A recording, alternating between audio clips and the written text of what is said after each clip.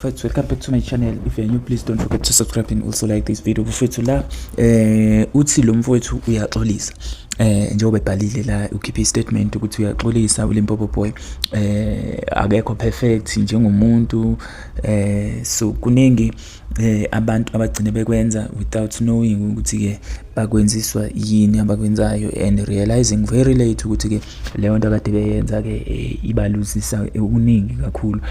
Uthi ke futhi yena ubengenalo ulwazi lokuthi ke uma isister ke unkosikazi umuntu.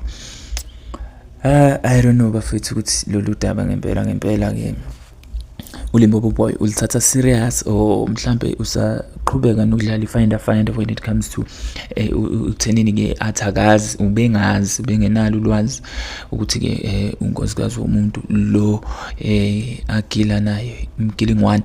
So nganza kwethu, do you think uqinisile yini ngokuthi ubengazi kusona ke statement sakhe, because he mentioned leyo nto leyo ku statement and also apologized kwi South Africa iyonke nakubantu ke akade bemxhasa in terms of ama gigs, in terms of mhlambe engizothi ke ama supporters okanye ke ama companies asebenzisana nawo up to now avele ke akhetha ukuthi ke keep isandla ke ekade sifaka emsebenzini wakhe okanye ke as i-ambassador for some of ama companies now awithdrawile futhi njalo ama gigs ade kumele bahambele phesheya now kubukeka angathi ke acanceliwe most yawo. So guys, how do you feel, what do you think of him saying he did not know that this woman was married? He also apologized, by the way, kumndeni ke wakwashaya laphayana, washo khona ukuthi ke ubenga akayena ke umuntu omhlukanisi ke wemndeni,